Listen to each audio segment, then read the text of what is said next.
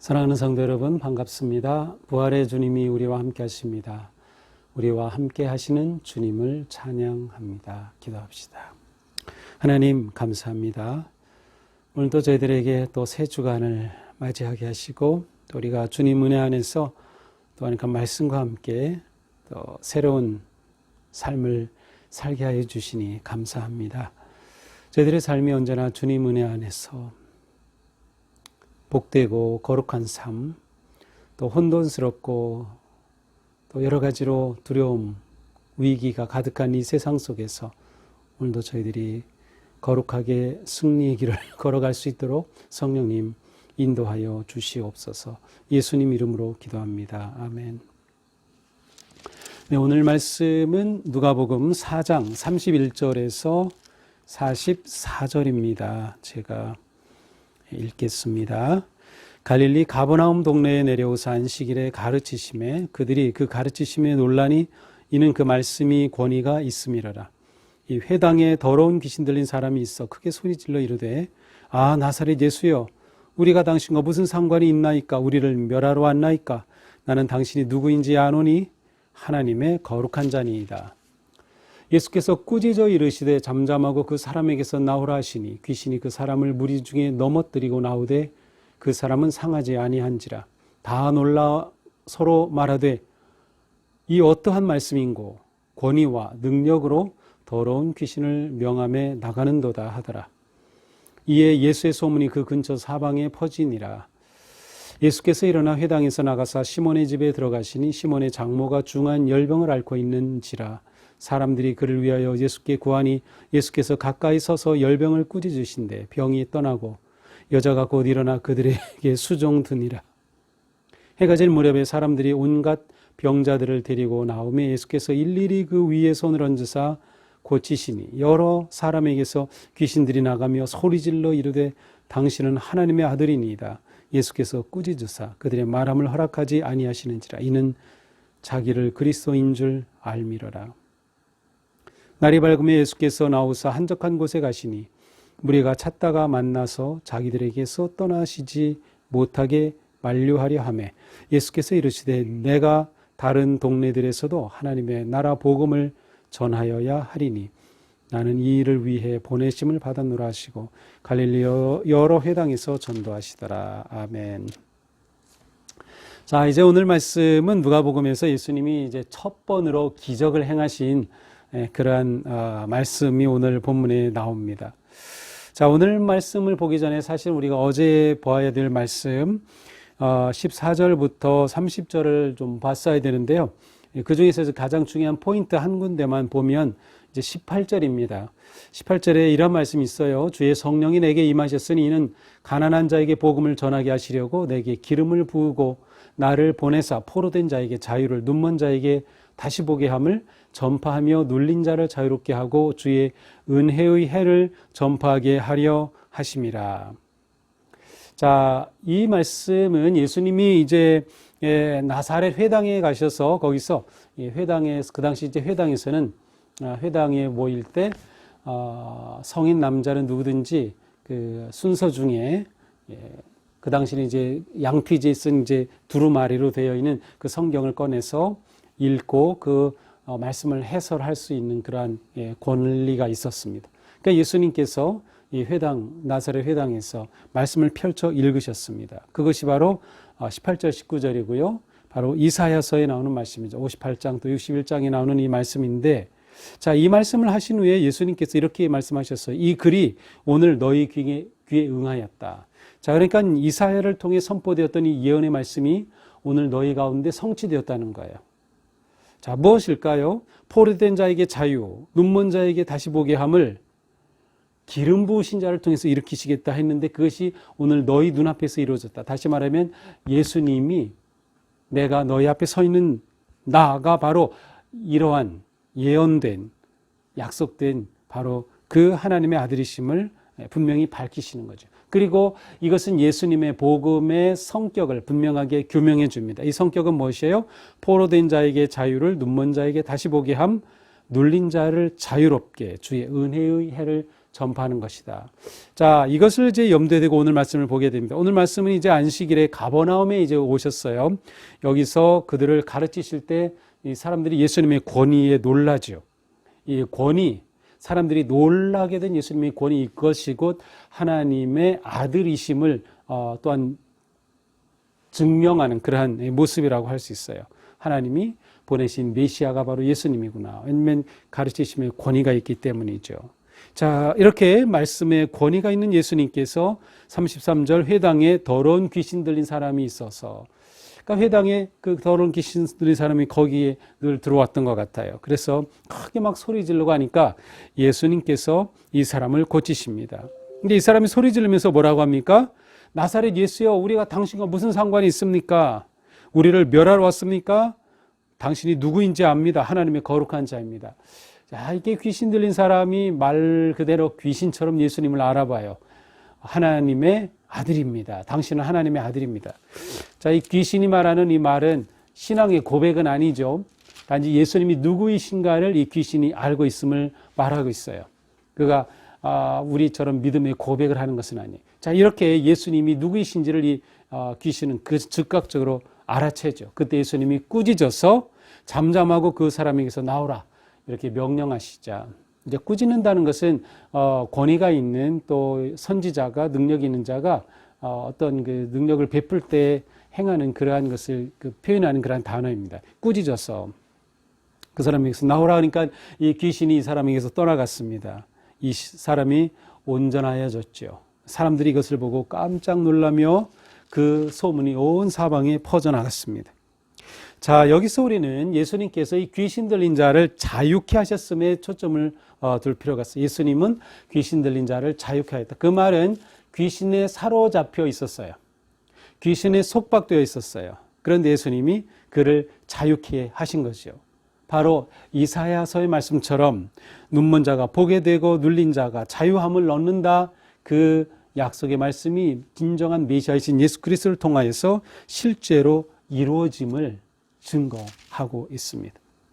자, 이 일이 있은 후에 예수님께서는 이제 베드로의 장모를 만나게 됩니다. 시몬의 집에 갔는데 장모가 열병에 누워 있었습니다. 이 당시 열병은 아마도 요즘으로 치면 말라리아 같은 병이 아닌가 생각이 되는데, 그 당시에는 이 열병이 아주 무서운 질병이었고요. 그리고 이 열병에 걸리면 이 귀신이 들려서 병에 걸렸다라고 사람들은 보통 생각했다고 합니다. 자, 어쨌든 시몬의 집에 갔더니 장모님이 열병에 누워 있어요. 그때 예수님이 또 꾸짖으십니다. 열병을 꾸짖으신데 병이 나가고 여자가 일어났고 그들에게 수종드니다.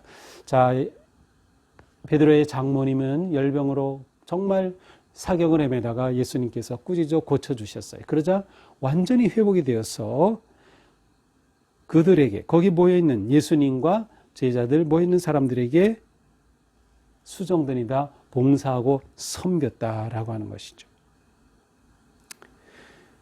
그 다음에 40절은 예수님의 이 치유와 기적의 역사는 계속됩니다. 해가 지려고 하는데 사람들이 밀려오기 시작해요. 온갖 병자들을 막 데리고 왔어요. 그런데 예수님의 행동은 어떻습니까? 일일이 그 위에 손을 얹으사 고치시니. 일일이. 저는 이 단어를 생각하면서 참 예수님의 그 긍휼히 여기심, 예수님의 그 자비하심이 확 다가왔어요. 예수님께서는 그들을 한꺼번에도 고칠 수 있어요.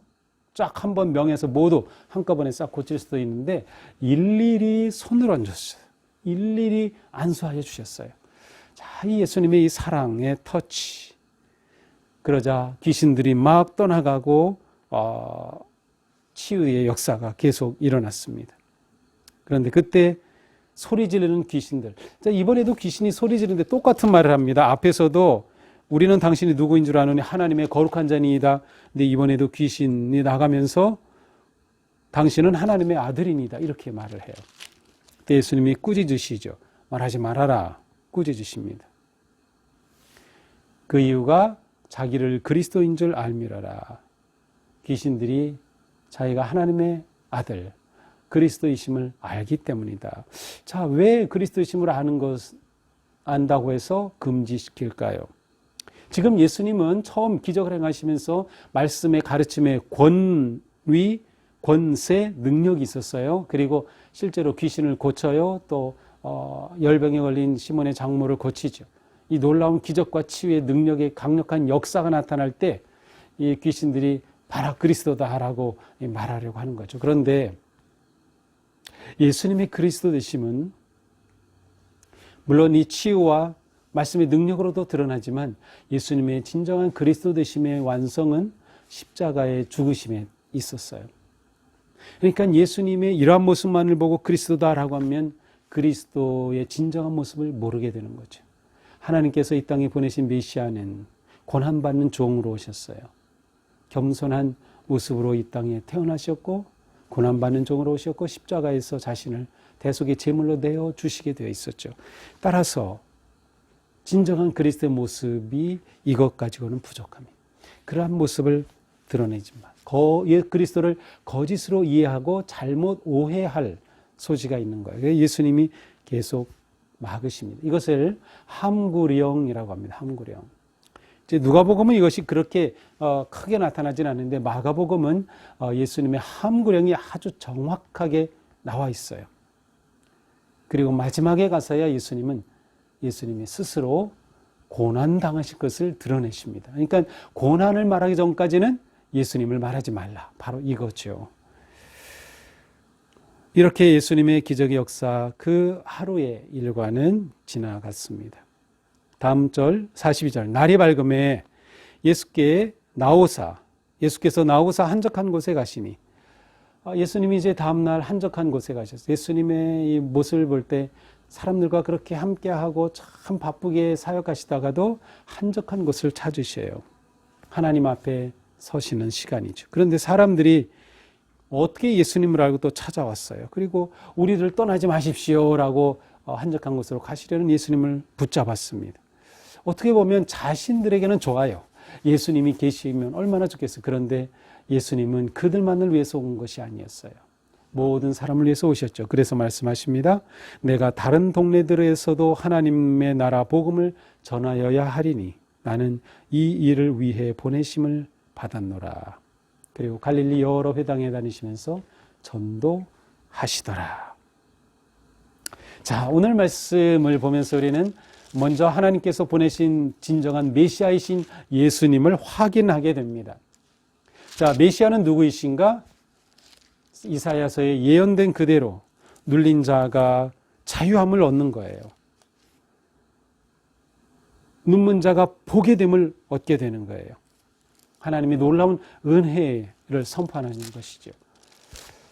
그렇다면 우리에게 예수님은 정말 이런 분이신가입니다. 우리는 예수님을 만남으로 인해서 자유함을 얻었는가? 무엇으로부터 자유인가요? 죄로부터 자유함. 자, 그러나 우리는 이 시대에 너무나 많은 것들에 의해서 사로잡혀 있습니다. 귀신 들린다라고 하는 것은 영어 표현 가운데 퍼제스라는 단어가 있어요. 그래서 퍼제스드라는 단어가 있는데 무엇인가 꽉 잡혔다는 뜻이에요. 그러니까 귀신 들렸다는 것은 귀신이 꽉 잡혔다는 거죠. 근데 우리가 이 시대에 살아가면서 이 시대는 너무나 많은 것들이 사람들을 잡아요. 재물이 사람을 잡기도 하고 인기가 잡기도 하고 명예가 잡기도 하고 온갖 것들이 사람을 잡죠. 우리도 자칫하면 귀신에 들린 것은 아니지만 탐욕에 들릴 수도 있고요. 명예에 들릴 수도 있고 재물에 들릴 수도 있고 자기 자랑에 들릴 수도 있어요. 우리가 우리 자신을 보면서 예수님을 진정으로 만난다면 우리는 계속해서 우리가 이것들로부터 자유한 삶을 향해 나아가야 되겠다는 거죠. 그래서 오늘 주님 앞에서 나를 사로잡게 하는 것이 무엇인지 혹시 그러한 것들이 있다고 하면 과감하게 주님 앞에 결단하면서 주님, 그날 귀신을 내쫓으셨던 것처럼 저를 사로잡고 있는 이것으로부터 저를 자유케 하여 주옵소서라고 기도하고 결단하며 새로운 길로 나가야 할 것입니다. 왜냐하면 우리는 두 가지를 동시에 잡을 수가 없어요. 하나님의 나라와 세상 나라를 둘을 잡을 수가 없어요. 예수님과 다른 것을 동시에 주인으로 섬길 수 없죠. 주인은 오직 한 분이시기 때문입니다. 자, 또한 그 베드로의 장모는 치유함을 받자. 장모이니까 나이가 많았겠죠. 베드로보다 아주 나이가 많았을 것 같아요. 그런데 그가 그곳에 있는 사람들을 섬겼습니다. 수종드니라. 자, 이것은 제자의 핵심적인 모습을 보여줍니다. 그것은 곧 섬김이죠. 또한 자유함을 얻은 사람은 바로 이렇게 섬긴다는 것을 보여줍니다. 병으로부터 자유함을 얻자 그는 건강으로 섬기고 있습니다. 우리가 믿음으로 자유함을 얻었을 때 우리의 삶에서 드러나야 될 열매는 섬김이다. 가정에서 섬기고, 교회에서 섬기고, 직장에서 섬기고, 어디서든 우리가 있는 그곳에서 낮아져 섬기는 것이 우리가 자유함을 얻은 자의 삶이다. 그러니까 자유함을 얻은 자의 삶은 방종이 아니라 섬김입니다. 이것이 제자됨의 아주 중요한 특징이라고 할 수 있습니다. 마지막으로 우리는 예수님의 이 말씀을 다시 한번 보게 됩니다. 내가 다른 동네에서도 하나님 나라 복음을 전파해야 하리니 나는 이 일을 위해서 보내심을 받았노라. 예수님의 사명 선언문입니다. 예수님은 무엇을 위해 이 땅에 오셨는지 아셨어요. 바로 복음을 전하여야 한다. 그것도 다른 곳에서, 모든 곳에서 복음을 전해야 한다. 내가 이것 때문에 왔지. 예수님의 사명 선언문이죠. 오늘 우리가 하루 살아갈 때 무엇을 위해 사나요? 무엇 때문에 사나요? 바로 내 사명. 그것을 놓치면 안 됩니다. 우리가 그리스도인으로서 오늘 하루 살아갈 때 나는 이것을 위해 구속함을 받았지. 나는 이것을 위해 자유함을 얻었어. 예수님은 나에게 이 일을 위해서 은혜를 베풀어 주셨지. 기억하면서 오늘 하루도 주님 은혜 안에 복된 삶 되기를 축복합니다. 사랑합니다. 기도하겠습니다. 하나님, 오늘도 저희들에게 예수님의 이 놀라운 기적과 능력의 말씀을 보여주시니 감사합니다. 예수님의 모습과 말씀 속에서 섬기시는 주님, 겸손하신 주님, 주님의 그 거룩하심을 깨닫습니다. 주님, 저희도 주님 닮아서 그렇게 낮아지고 섬기고 수종되는 삶을 기꺼이 감사함으로 감당하게 하여 주시옵소서. 오늘 하루 저희가 만나는 사람들, 가족, 친구, 직장의 동료 누구든 그들을 잘 섬기는 그리스도인의 빛을 발하게 하여 주시옵소서. 예수님 이름으로 기도합니다. 아멘. 네, 이번 주간까지 매일 10시부터 저녁 6시까지 본당에서 1시간 기도원 쉬는 시간이 있습니다. 대비실이 아니고요. 본당 1층에 오시면 조그만 소그룹실에 기도의 자리가 마련되어 있습니다. 가능하신 분들은 그렇게 참여하시면서 함께 기도하시기 바라고요. 그리고 매일 영적 은혜의 삶 가이드 있죠. 매은가 그 책 꼭 받으셔서 창조적으로 그것을 잘 활용하시기 바랍니다. 오늘도 승리하세요. 사랑합니다.